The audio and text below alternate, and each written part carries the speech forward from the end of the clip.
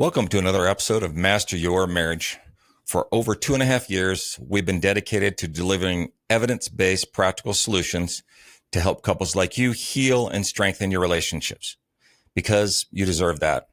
You deserve a secure, thriving partnership, and we're here to help you every step of the way. But to keep the movement growing, we need you. Could you take a quick moment right now to rate and review Master Your Marriage on your favorite podcast platform? A 5-star rating and a brief comment makes a huge difference and helps us break through the algorithm and reach more couples who need our help. Your voice fuels our mission. So if you believe in our mission, help us push the podcast to a higher ratings. Rate, review, and share this podcast. Together, we can make a difference in so many different couples' lives. So today we are joined by an extraordinary guest, Leanna Hunt. Leanna is a somatic therapist and a certified performance coach specializing in nervous system regulation and generational trauma healing.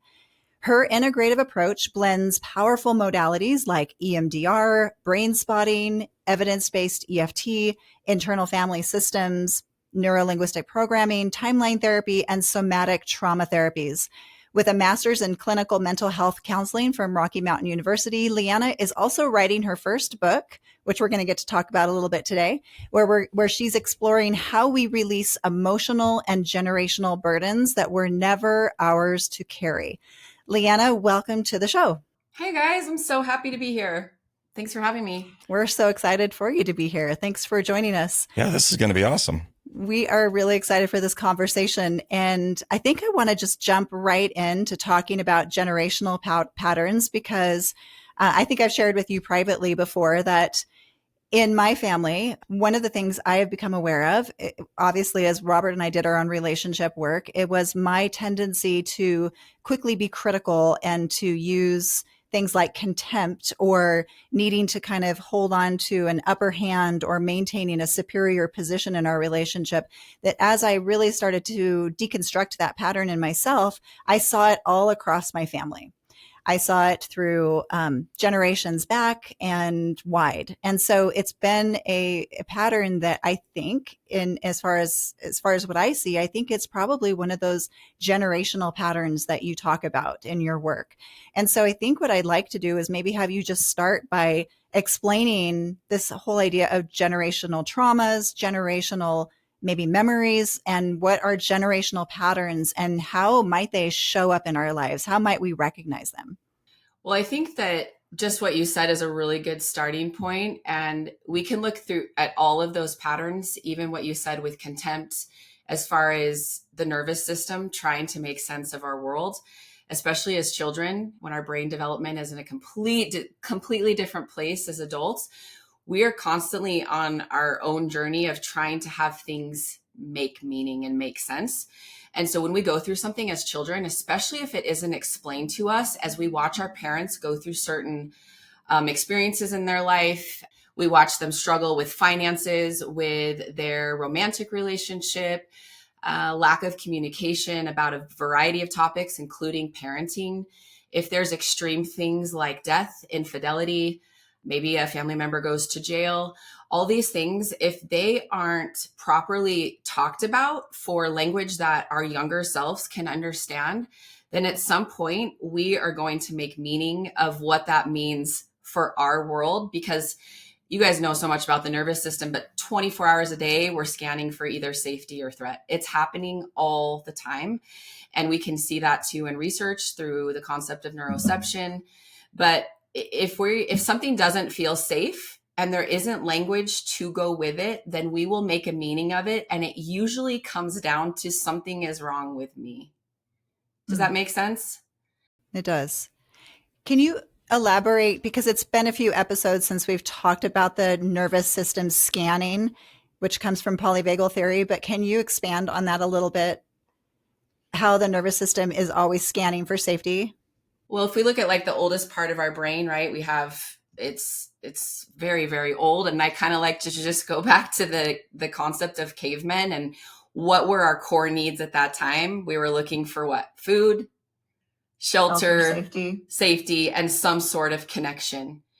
And so it was more a life or death situation. And the problem is we're still living in that now. And we can see that our brain, the amygdala, is kind of like a smoke alarm. What I tell my clients, it's kind of in this emotional state of hyperactivity. And it's scanning for a sense of threat or safety at increased rates, and not just about what was immediate, like what was immediate safety, like, okay, there's this saber-toothed tiger or this bear, and how am I going to get away from it? And so now our conflicts in our relationship, again, all the topics I had already mentioned, our amygdala still feels like it's equating everything to an equivalence of a saber-toothed tiger when it's really not. And so when that happens, and we're in this state of actually not feeling safe, we actually lose ability to access the prefrontal cortex, which is right here on your forehead, that part of the brain that is part of the logic and processing. So it's like our emotional center is literally taking over. Does that make sense? Totally. And we can start to have false alarms where we actually perceive danger where there is no danger. Yeah, and that's what happens when that sense of threat and safety is compromised and that amygdala is taking over. And a lot of it, we can start to look at what our experience was like. And I think all of us are in agreement that we can look back at our childhoods and we can see, well, there was a lot of things that weren't modeled for us in healthy ways. And there was not language. Like, the biggest layer of that is that there wasn't language to explain why our parents made decisions that they did. So now, how does that get passed on? This is where we connect back to the idea of generational patterns. How does that end up getting passed on? Well, we kind of store what happens, like whatever experiences you had with contempt, whatever was, I like to say whatever was modeled for us growing up, but it's also what was not modeled. We have to make sure that we always add that. And it's not just what we witnessed, but it was also things that we didn't get to witness or we didn't get to experience as far as what safety is. So if our brain has to make meaning of something and we're watching, let's say, this is a really common example, actually, clients will come in dealing with anxiety, which we know is a state of hyperarousal. It's a state of intense emotion. And anxiety is, again, just this heightened sense of scanning for safety. And I'll start to ask questions about their parents. And they'll be like, oh, yeah, my parents didn't fight. Like, they didn't fight in front of me ever. There was not yelling. And the more we start to dive into it, we'll find out they're really shocked when they're like, oh, okay, so my parents did fight, but I knew that they were fighting in the car, or that they were fighting outside or in their bedroom with the door closed. So it's not that I didn't hear them fight, but I knew it was happening, but there was nobody to explain afterwards that it had nothing to do with me, that it was about their stuff. Does that make sense? There wasn't a repair attempt made from the parent to the child about what the parents were dealing with. And so if there's nobody to give language to that, we're going to store that in the nervous system, and we're going to develop some sort of cognition, which you can also use the word belief. We're going to develop some sort of negative cognition, which is usually along the lines of, I'm not enough, I'm not lovable, I'm not worthy of a healthy relationship, or I'm not seen or heard. Yeah. And so then yeah. Well, I had a client just yesterday, actually, and she described her growing up. The way conflict was handled was everybody just came in, screamed and yelled and said really cruel and mean things to each other. And then they all went to their room. Nothing was ever repaired. There was never an apology, and it was just forgotten about. And she's now in her late 40s, and she says, I don't know why I can't do the things that I know I should do in my relationship, and why I react and behave in the way that I do. I say that I want to be kind and empathetic and compassionate, but when it comes down to it, I don't act that way. Totally. So if you look from the nervous system perspective, what is it possibly that her nervous system is feeling still to this day when conflict comes up? Yeah.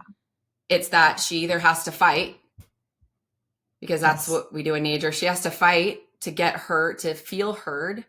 She has to fly away, which was me most of my life. It's like, peace out. Yeah. Screw this. I'm out of this situation. it's a state of immobility where we completely freeze and have no access to any sort of language. Or now we see that fourth layer, which has been referred to as fawn, but I like Deb Dana's term of appeasement, which really just is people pleasing. So we can see a lot of this people pleasing showing up as actual nervous system dysregulation from a time where we had to people please, and our brain took that literally as like it was do or die. Like it was people please or we weren't going to survive. So I want to just dig in a little bit more. So, because we're talking about the baggage and how it generationally, how it relates to what we're bringing into our current system. How do children present who are maybe going through this? Are they the quiet ones that hide in the corner? Or am I just going to name all the things that they do? And I don't know. It shows up just the same way, like many adults. And I kind of joke, like my adult clients that I'm working with a couple or individually, just like we're all showing up as like the best version of our unhealed child. And I know Terry, you guys use a lot of Terry Reel's language, right? Mm-hmm. So he calls that the adaptive child. I just call it our, an inner part of us that kind of gets stuck along the way, that didn't get what she needed. But Robert, yeah, it shows up in schools. I just educated all the teachers locally in our district, and how that shows up. It shows up as kids fighting. It shows up as kids that are hiding under the desk or running out of the halls, or the kid that's always asking for a hall pass to go to the bathroom. That's flying away. It's freezing. It's the kids that don't answer when the teacher calls on them, that just start to cry and have no words, or literally will just stand there and not pick up their backpack or not do what is asked of them or not start typing on the keyboard. Or it's people pleasing. They always have to be noticed. They always have to be recognized. They have to be that straight A student, not just the straight A's, but have the recognition from somebody all the time. Wow. Yeah, totally. I guess maybe there's some power in being the middle of the road kid. That was me. I'm like, what is the middle of the road kid? I was the kid who didn't really try to get any attention, but I didn't fly away. I just sort of kept my head down so I didn't get in trouble. There's more behind that one. So maybe a mini freeze. I would argue, or not argue. I would suggest that was some state of freeze. It could have been, yeah. It's easier to not be seen than to have attention drawn to you, because at some point it wasn't okay for you to say what you actually needed to say. Well, yeah, I mean, we've talked about a lot. In my household, it was whack-a-mole. You stuck your head up, you were going to get smacked. So you just sort of tucked your head in and stayed low, stayed out of the fight. Because lying low was what was safe. And then that pattern continues to show up until somebody, hopefully you, decide I'm no longer available for this type of patterning in my life. Ooh.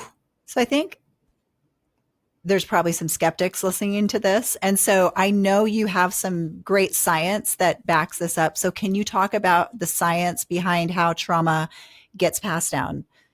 Maybe include some research that you've referenced in your book or in your research or in the work that you do with clients. There's actually a lot more than you realize. I think, Charlie, you actually know some of this research. So probably my favorite study is the cherry blossom study that was done on mice, where mice were in a lab, and every time that they pumped in the smell of the cherry blossom into their cages, and then every time they gave them the smell, the mice got a small shock.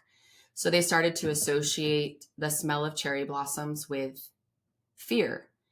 And then they stopped shocking.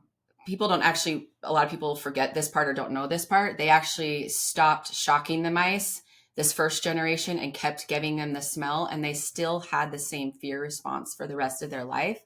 And then for the next 2 generations of mice in this same environment, so they bred the mice with female that weren't exposed to the shock and the smell.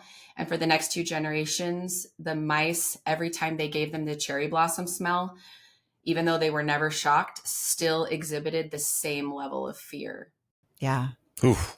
So think about that. Here you have only one of the parents who experienced the trauma. It was just the male mice. Yep. not the mother. It was the father, which I think is also interesting. I know these are mice, not humans, but I think we grow the baby in our belly. So how could trauma be passed from the father when it's in the mother's body? So right there, I think that is just interesting. And then, of course, it makes sense that that trauma would continue to exhibit symptoms in that person who experienced the trauma, or in this case, the mouse. But it wasn't just that. It was her offspring and then her offspring's offspring who exhibited the same behavior of fear after the trigger of the smell of cherry blossoms. Fascinating. And I love that. why do we do research on mice? It's actually pretty close to our makeup, right? So I think it's just a matter of time that we'll start to continue to see research develop on humans. There is a study I can share, but I want you guys to just think about, whoever's listening, like the 3 generations in your family.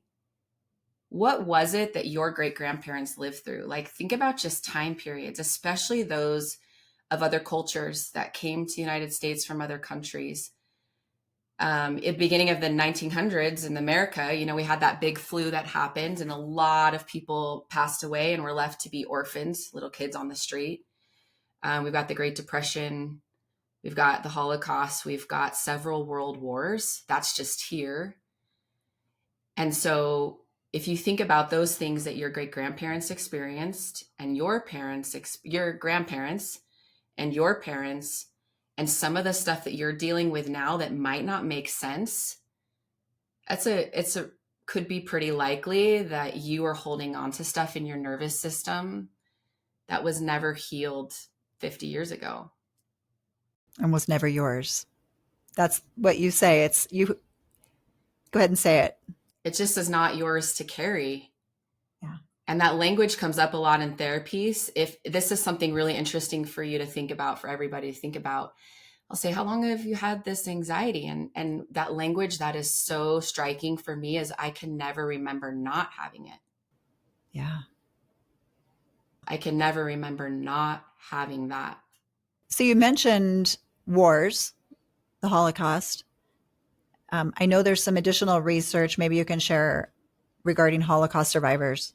Yeah, I like Dr. Yehuda. I think that's how you say her name. I just always looked at it. But Dr. Rachel Yehuda has studied the Holocaust descendants. And what she's seen as far as like the body of epigenetics is genetic expression changing over time, primarily connected to the stress response.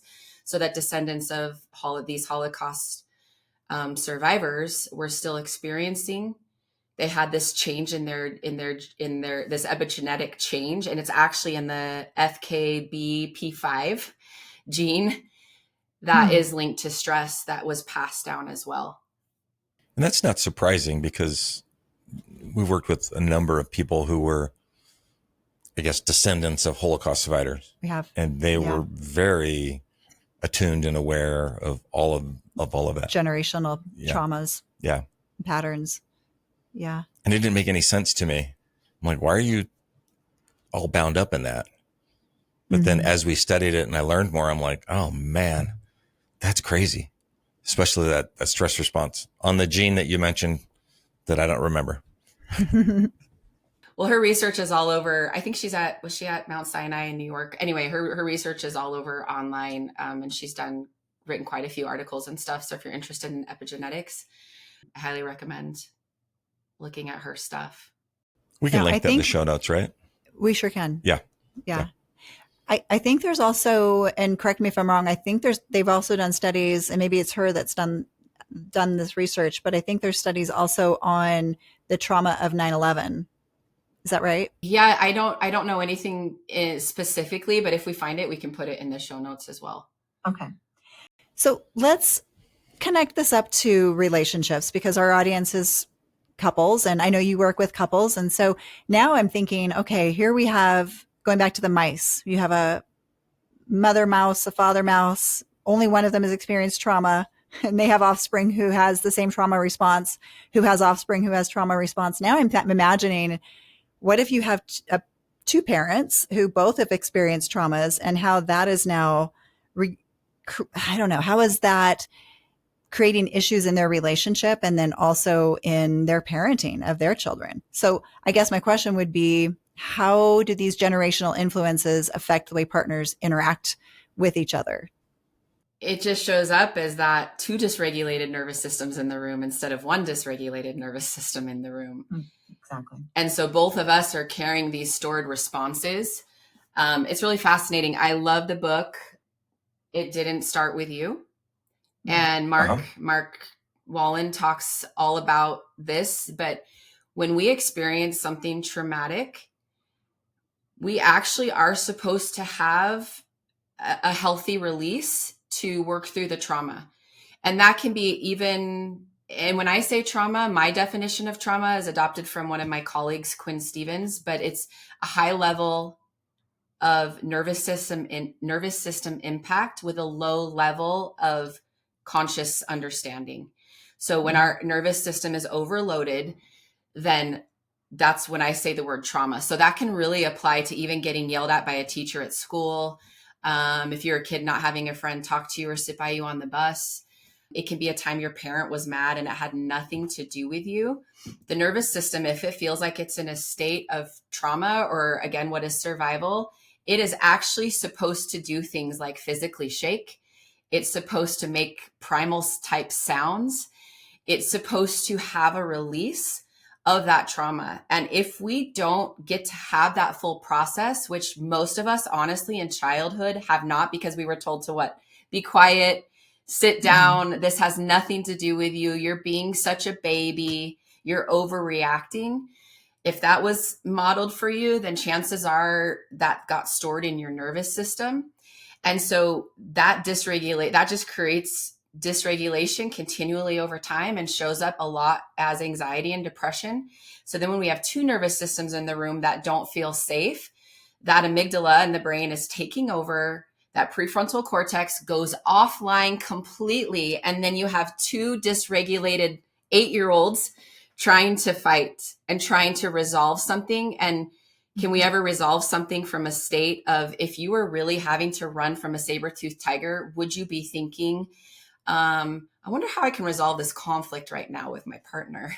Yeah, Robert always used the analogy of two 8-year-olds driving a bus. You know, you're driving a bus, I'm driving a bus, we're driving down the street, taking out trees and fire hydrants and, you know, running people over and cars over. That's how we end up disagreeing and having conflict with this person that we profess to love most in the world, because we are being pulled into dysregulation, oftentimes not understanding why and where that's coming from. You talked about the book, and I love that book. It Didn't Start With You. It's one of my favorites. We could link to that in the show notes as well. Can you talk a little bit about the three bodies, the baby and the mom, and then the cells that create the next baby that's in the mom? I didn't explain that very well, but you explained that pretty well. Find my book. So what I remember from that is that what we're seeing in research right now is that when the genetic makeup of you is in the womb, when your grandmother is pregnant with your mom, the genetic makeup of you is already there as well. Like the genetic imprint of you. Yes. So now if we're looking at because womb trauma, I also just use some of that in my book. So we can put a link to some womb trauma as well. And I can give a client story if you want. So that whatever your grandmother was experiencing, that just lets us know too, there's those 3 generations, your grandmother, your mother, and you. Yeah. And for men too, we can also see that when men are going through puberty is often a time that they are trying to figure out how they fit into the world. And so as they're developing and their sperm and all of that, what they're going to pass on, I guess their seed in a weird term, that's also carrying the stuff that they're experiencing too. So then if you're taking that from the mom and that from the dad, then that just becomes combined when you come into the world. Mm. And there we go back to thinking about the mice again and how that trauma was passed on. So tell me a little bit about how might a couple, I'm trying to relate this back to a relationship again, how might a couple recognize if their conflicts or the challenges that they're having, maybe it's around parenting or sex or infidelity. How would they know if these patterns are inherited rather than just stuff that are personal issues that have come in their lifetime? I think sometimes it can be hard to distinguish. So when I'm introducing that to a client, awareness is always the first step. Being able to just be aware and start using language that goes with what you're actually experiencing inside. And so I have a 4-step framework, and step 1 is just to notice. And also in step 1 in noticing, that's also to be able to notice that, to share that with your partner. So if there's a conflict that's arising, we already know it's going to be rough to be able to repair that right then, especially if your amygdala is like, this is not safe for me, and your prefrontal cortex is checking out. And so noticing helps bring those parts of the brain back together, especially combined with a diaphragmatic breath, because that helps anyway with the vagus nerve and some other things. But it's just can be as simple as telling your partner, you know what, I notice that I'm shutting down right now when you're talking. Mm-hmm. Or it's just, I'm noticing that I don't have access to the language or the words I actually want to communicate with you. And I feel like I just want to run out and slam the door. So I'm wondering if it'd be okay if we just take a pause. Yeah. Or if you could just be a little more gentle with me right now. Yeah. And so that noticing actually helps to start change cycles. As simple, I mean, people might say that sounds too easy, but that awareness of actually putting language to what you never had language to explain at some other time in your life helps to start changing your experience. Does that make sense? Yeah. So put it into a real experience, a real world example for me with a couple that's maybe arguing about parenting. We've been talking a lot about parenting on the show lately.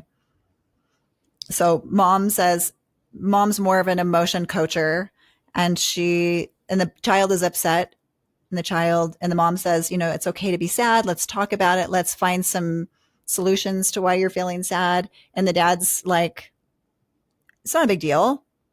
Toughen up. And now mom and dad are both getting dysregulated because they're upset with each other. They just triggered each other. So what would be to apply the N of notice, what would be the next step? So first is to notice, and for the wife to be able to notice what it actually is that she's feeling. And it might just be, as far as somatic level, a lot of times we don't actually have language to say, to name the emotion first. So sometimes it actually starts to help with what you notice in your own body. So it can be as simple as, I notice that as your voice is escalating and we're starting to argue about this situation with Jimmy, I'm feeling a tightness in my chest, and my breathing is really restricted. I notice this pit in my stomach. And sometimes it's like my heart rate's starting to increase, or I'm feeling really hot. Those are all somatic representations of oftentimes what we're storing in the nervous system. And so sometimes just bringing language to that does a couple of things. First of all, it helps us orient back to the moment. Do you know what that means? Mm-hmm. Go ahead and explain it, though, for our listeners. So if trauma doesn't have a timestamp, so again, going back to whatever the brain couldn't process is stored within us. And so at any time, as soon as we're having that conflict with that husband and wife, the wife can instantly be taken back to a time that she felt that way before. And it has nothing to do with trying to argue with her relationship. So an example of that would be a soldier who has PTSD and a car backfires on the street. He's no longer there in that present moment. He's back at war. He's back at war. And it can be for this mom that's just arguing with her husband, even without PTSD, diagnosed PTSD as a soldier. It can be a time, again, she got yelled at. It can be a time her dad talked to her that way. And so the notice step is really important because that's part of that prefrontal cortex and amygdala coming back together. And so as you do that, that's new and it's something your nervous system hasn't done before. It helps you orient back to the moment to help remind you, oh, I'm actually here with my husband and we're talking about our child. This has nothing to do when I was 5. As Terry Real called, like that adapted child stage or inner child that I call, or a part that's stuck in time. that helps us come back to the moment by noticing what we're feeling in our body right now. So give me the rest of the ends. I'm curious. So first is notice. And what I'm hearing you say is that when we are able to just notice what we feel in our body, which I'll give a quick example from myself. I talked about contempt earlier, so let me connect it back to that. When I feel myself going into contempt, I notice a whoosh through my body. It starts at my feet and it flashes all the way up to my head. It's very high in energy. I feel my eyes flicker. I feel my tongue start to go numb, and I feel tension all the way through my spine. So I have become very familiar with noticing, as you said, the physical symptoms that it's coming on before I notice the emotion itself. Totally. Yeah. So just bringing language to that noticing, even saying it out loud, even if you're not saying it to Robert and you're saying it to yourself, it helps us to get it outside of our body. It helps that, again, that awareness of what sensations are happening. And once we do that, sometimes that's enough for us. I'll watching people. It's just enough to like take a breath and to maybe settle in for a minute and come back to the moment and be able to re-engage. And then the second step is name. So then at that point, can you name the emotion? So maybe for this mom, it's, I'm feeling really hurt right now that we're having this argument over this thing. And she couldn't probably say that a minute ago, or your tone of voice is really hurtful. So for you, like try that out. Like, what is it once you notice that contempt? Can you name that emotion? Is there generally an emotion that follows that? Mm-hmm. It's probably rage, anger. Mm-hmm. I'm feeling really angry right now. I probably need a minute to go compose myself. Yeah, and that's the next step that naturally follows is nurture.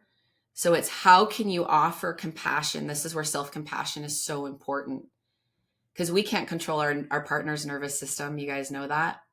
But we have to be able to take ownership of ourselves, and why nurture is so important because for most of us along our lifetime, there were times that we didn't get that nurture that we so desperately needed. And so when we're showing up in an argument, it's literally this cry for connection. So we have to start by nurturing ourselves. So just as you said, okay, I'm feeling this rage. I had this whole, and I loved it because the whoosh example that goes up your body totally connects into like a rage or anger response.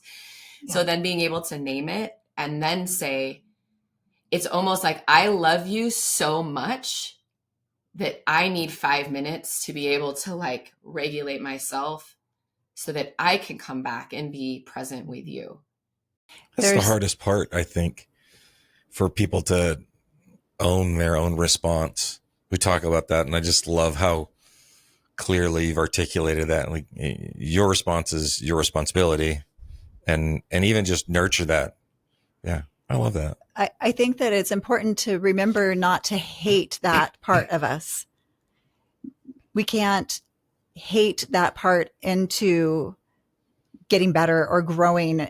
We have to love that part and understand that part. There's nothing that harshness is going to do in our relationships with others or in our relationship with ourselves that loving, gentle, sometimes a little bit strong, but loving, compassionate, understanding can't do better. Like harshness is not the answer. No, actually, the more we can offer self-compassion for ourselves, it eventually helps us develop more self-compassion for our partner. Yeah. And self-compassion to me helps, in a sense, work with the shame that holds in the nervous system, because oftentimes there's shame because at some point, again, we didn't get the information that we needed. And so we made it somehow our fault. Yeah. So, and then the last step is navigate, like from a more grounded place. What's the next step? And sometimes it looks like just asking your partner, is it okay if I just sit and we breathe together for 5 minutes without saying anything? If you don't want me to touch you, that's okay. Can we just regulate our breath together? I oftentimes have couples go walk around the block and not talk for that time because it might still be a point where repair is not possible with accurate, appropriate, healthy language. So I'll have them match their steps and walk in rhythm and sync and regulate their breath. So it's just multiple layers of regulation plus being outside in nature. and those things, and then trying that for like 15 minutes and then making another attempt at repair after that. And sometimes that is enough. And anyway, how it shows up in like practical application, it just gets me all the time. There's been many, many walks around the block for us over the years. We've done There has been many walks. And usually they start out with a good chunk of space between us as we're walking. And then as we get further along, we get a little closer and a little closer. And then maybe we start to talk. And then maybe a few minutes later, we're talking a little bit more. And then maybe by the time we get home, maybe we're holding hands. But walking has been a huge strategy for us. I love that you shared that. There's so much power in that type of regulation. And again, you have to take ownership of yourself first. And for some people listening, like your walking is going to look more like Robert and Charla, where you have to start out apart, or you might actually have to take a walk by yourself. It might not be safe for you to try to walk with your partner. So explain that, because I can hear some people saying, what do you mean it's not safe to walk with my partner? He's not going to hurt me. Like, she's not going to hurt me. Why would she think that I'm going to hurt her? Again, this is emotional safety. Emotional safety. So when we think about safety, the type of safety I'm referring to is the felt sense of safety. That's different than telling somebody that you're safe. Your nervous system either feels safe or it doesn't. And sometimes in therapy work, I could say, and I've seen this happen, where I will offer to somebody, you're safe in this room, and then we'll check their SUD level, their units of distress, of how they feel intensity in their body. And their actually intensity of activation will actually shoot up when I say you're safe here. Mm. Does that make sense? Because the nervous system, and that's not something that anyone can say. It's the same thing I taught the teachers. When their kids come into the classroom, it is not the teacher's job to tell the child they are safe. It is their job to create an environment so when the child walks in, they actually feel safe. And that is not the same thing. And so in a relationship, we have to be really careful with the language of safety, and not to use that as towards manipulation. But it's a way for you to just start assessing, what does my nervous system feel like right now? Am I going to repair quicker and be able to come back and resolve this on my own for a short time? Or do I want to try regulating with my husband or my partner, and then we'll talk about it after we walk or we breathe or we listen to a meditation? Does that make sense? How does the partner who hears from his, let's say, wife, that she's not feeling safe, how does he not take that personally? You might not offer that language. It might just be like, I need some time to regulate. I like the word regulate. I think it's okay, though, for the husband to understand her nervous system isn't feeling safe. It's not necessarily your fault. The safety that she is or isn't feeling may or may not even be related to you, may not have anything to do with you in this moment. It might have something to do with something that happened 30, 40 years ago. Then as you use the word you use the language of safety, it's making sure that there's context for your partner. Because most time, what are we going to assume if somebody says, like Robert, if Charlotte says, and you didn't know this, I don't feel safe with you. What's the first thing as a man that comes to mind? Exactly. Yeah, that's hard. And think about it from a guy's perspective. And again, painting with broad strokes, broad brushes here. But generally speaking, men, we feel like our job is to create safety. Right. Is my family safe? And so if you were to tell me you don't feel safe right now, man, you just rocked my world. And there might be a lot of defensiveness in that too. Well, absolutely. So this goes back to my question. How does a husband not take it personally and not get defensive? What does he need to know or say to himself inside to not get defensive? I think the first thing is having a conversation, if you're going to use the word safety, that you tell your partner when you guys are both calm what that actually means. So that if I say to you, so if I was talking to you, Charlotte, I was like, okay, so if we get in this argument and I say that I don't feel safe right now, that's a cue that I need to be able to regulate my nervous system. And I need to take some time, take a little break, because we're not connecting, and this isn't have anything to do with my physical safety. I don't feel like you're going to hurt me. physically, but my nervous system doesn't feel safe. And that is something that nobody can say for somebody else. Yeah. And I think it's important to realize it's not necessarily something that that person has any control over. That's just what their nervous system is sensing, whether it's logical or not, warranted or not. It just is. It just is. And then that person, so my rule, you guys can tell me your thoughts. So my rule is if it's, I'm the one that's saying, hey, I need a little break, there needs to be a pause before we can repair that, then it's my job to be the one to come back after that break. Yeah. And if I say 10 minutes, or if I say, in therapy, we go anywhere from like 5 minutes at the most extreme to 24 hours. But that if I set that time of like, I need this time, then I'm the one that's following up specifically with that. It doesn't mean repair attempts can't be made, but that I've kind of put that out there that if I say I need 5 minutes, that I'm the one that's coming back in 5 minutes.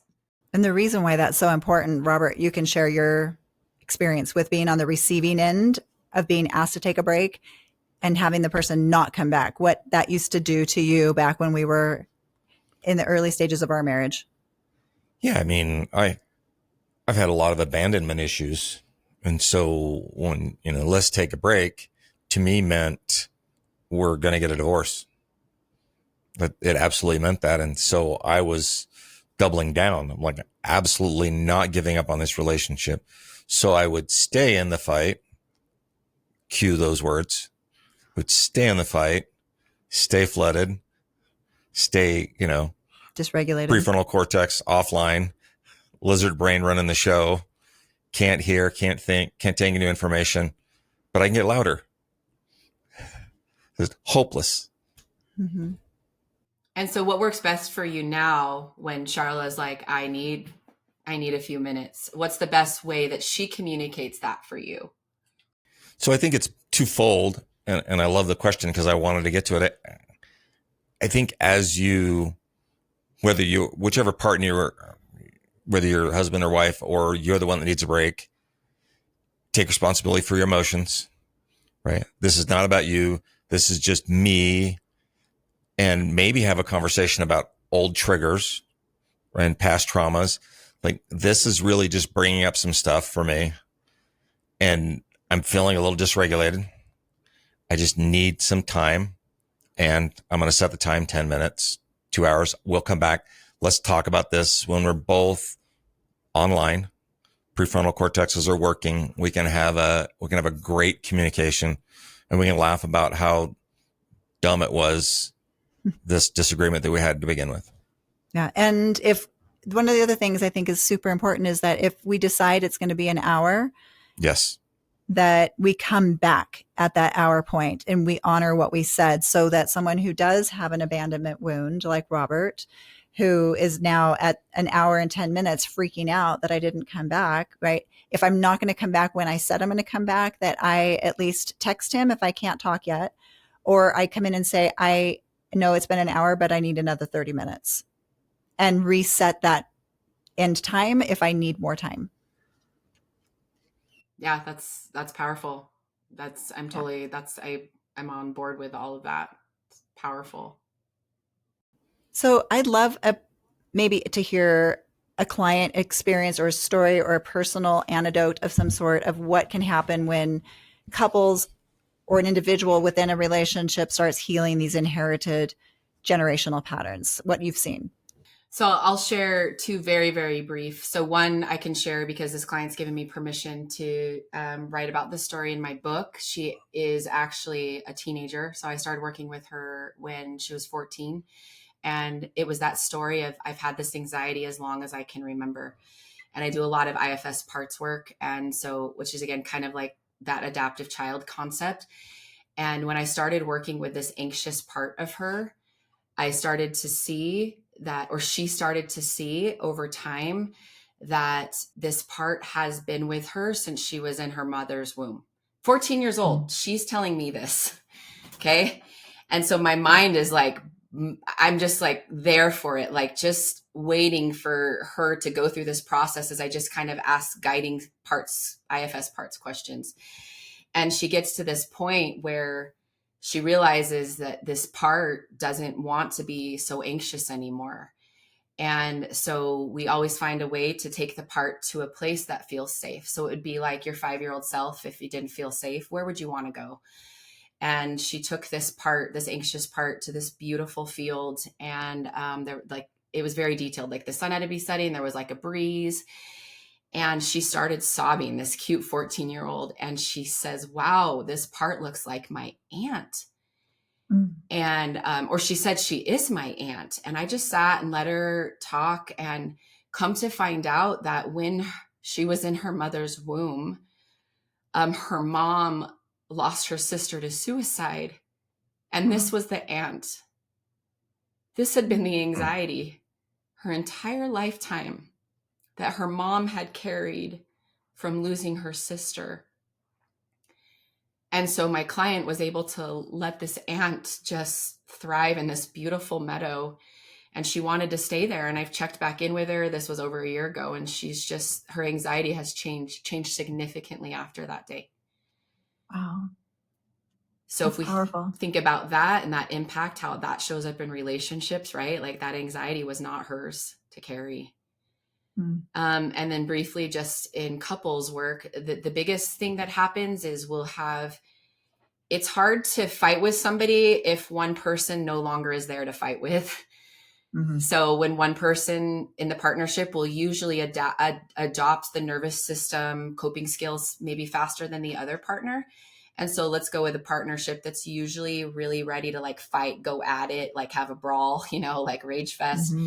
And when one partner stops meeting at that level of intensity, it's really hard for that other person to like go up to that intensity anymore. Yeah.